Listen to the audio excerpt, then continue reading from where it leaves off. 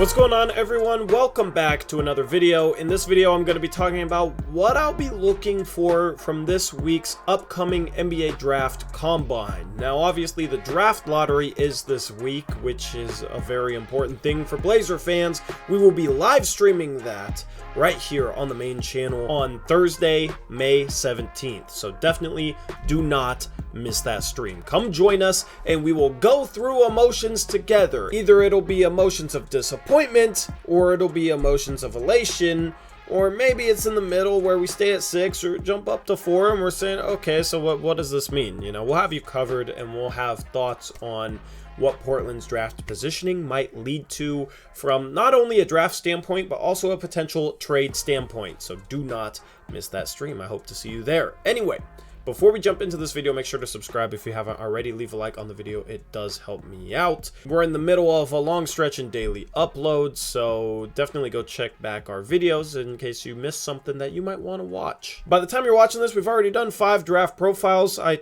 am recording this on April 30th. Definitely go check out those draft profiles, though. I was waiting for future draft profiles because I was waiting for the draft combine to start talking about certain players, because what happens in the NBA draft combine will affect how I might feel about them and will affect their draft stock. And that's what this video is going to cover. Now, first off, I think the most important thing from the NBA draft combine is measurements. There are multiple key measurements from guys in the lottery that I'm looking forward to seeing.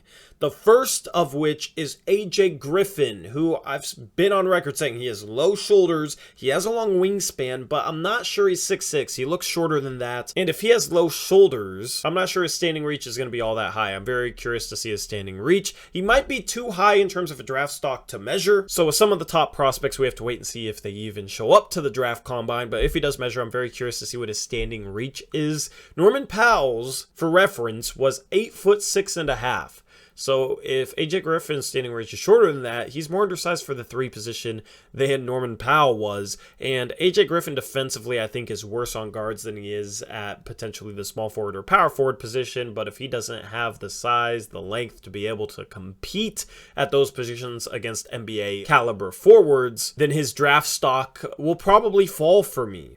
The second guy that I'm looking for in the lottery for his measurements is Benedict Mathurin, for all the same reasons. I want to see if he's big enough to play the 3. If not, if he's just a 2, then he makes less sense for the Portland Trail Blazers. It'll also be interesting to see where Keegan Murray measures, to see if he has true power forward size or not. Obviously, I'll be curious to see all these guys' measurements. There's just certain guys who kind of stand out to me more than others. As we get a little bit deeper, Malachi Branham, I want to see if he has the size to play the 3 as well. He's one of my favorite sleepers in this year's draft class, and if he has the size to play the 3, then he might rise up even a little bit more for me, and he would make more sense for the Portland Trail Blazers to take a look at. And then I'm looking forward to seeing the measurements for the 3 centers, Mark Williams, Walker Kessler, and Christian Koloko, to see who has the best measurements out of those 3. I'm lowest on Walker Kessler out of those 3. I'm pretty even on Mark Williams and Christian Koloko, so whoever has the better measurements will probably be the higher rated center for me. I'm curious to see what Ousmane Dieng's measurements are. I think his game works well at a power forward in the modern day NBA. He would be potentially more of a perimeter mismatch at the position instead of playing the 3, so I want to see if he has the size to play power forward, the length to play power forward as well. He's listed at 6'9". I'll be curious to see if that holds true. But then there's a number of guys that are shooting guard types where I'm curious to see if they have the size to play small forward. Those are Wendell Moore Jr., Christian Brown, Bryce McGowan's, Blake Wesley, Trevor Keels, Jalen Williams out of Santa Clara, and shoot, you could throw Marjon Beauchamp into that mix as well. A couple other players that I'm curious to see where they measure. Jake LaRavia out of Wake Forest is listed as a 6'8" power forward. He's very skilled, but I am curious to see how undersized he is for that position. Jalen Williams out of Arkansas is a little bit bigger than him. He's more of a power forward center type of guy. I'm interested to see if he has true center size. I don't think he does, but I'm curious to see if he's big enough to be able to slide over to that position and hold his own. David Roddy's another guy. I don't know if he's big enough to even play small forward. He's certainly big enough in terms of strength, but I'm curious to see what his size is. He's one of my favorite sleepers in this year's draft. I dropped a sleeper video a couple of weeks ago. He's one of my favorite sleepers in this draft because I think if you get him into the NBA and get him to lose 25 to 30 pounds, he's a very intriguing player. He's already pretty quick given all the weight that he has, and I think he could benefit from losing some of that weight, but if he doesn't have the size to play the 3, then he's no longer one of my favorite sleepers in this year's class, so I'm curious to see how tall he is, what his wingspan is as well. And yeah, there's definitely some other guys that I could list off that I'm curious to see their measurements, but those are kind of the key guys. I listed a lot of guys, so I'm very curious to see the measurements from this year's class. I will have a reaction video reacting to those measurements and going over them after the draft combine. Now, I don't put a whole lot of stock into athleticism testing. I don't think Chet Holmgren's going to show up to the draft combine, but I'd really be curious to see his lane agility times and his vertical jump and things like that. It will be interesting to see verticals for guys. If Shaedon Sharpe shows up to the draft combine, his vertical testing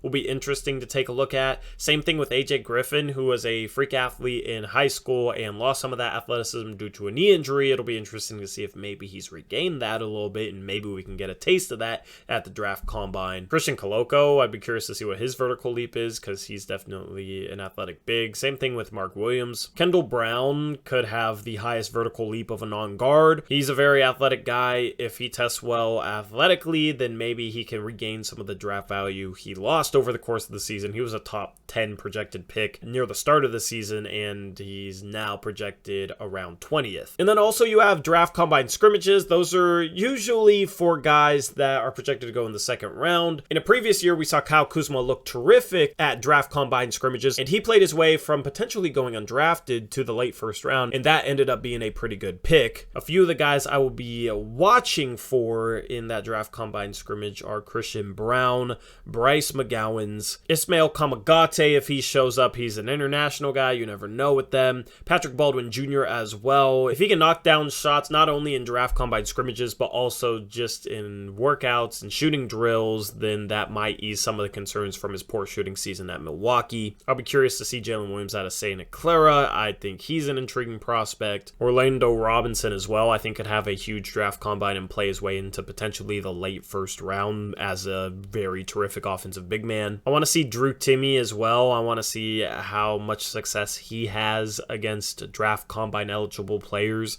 It'll be a little bit closer to NBA level than he's used to playing with, and I have concerns about his game translating to the NBA level, so maybe we can get a little bit of a feel for that at the draft combine. There's also certain guys that I haven't watched enough of, so I'm always intrigued to kind of see their game a little bit, but for draft combine scrimmages, I try to go in with an open mind and ignore any preconceived notions I have about a player and just see who impresses me the most. Anyway, I'm sure I could list some more things to look for this year's draft combine. If you have things that you're looking for in the draft combine, let us all know down in the comment section below. You can add to this video by leaving a comment like that. Anyway, as I said, I will have a video recapping the draft combine and guys who impressed me, guys who didn't impress me, and I will react to the measurements, so stay tuned for that. Make sure you subscribe so you don't miss that. And I'm out of here. I'll catch you in the next video. Until then, as always, peace out. Go Blazers.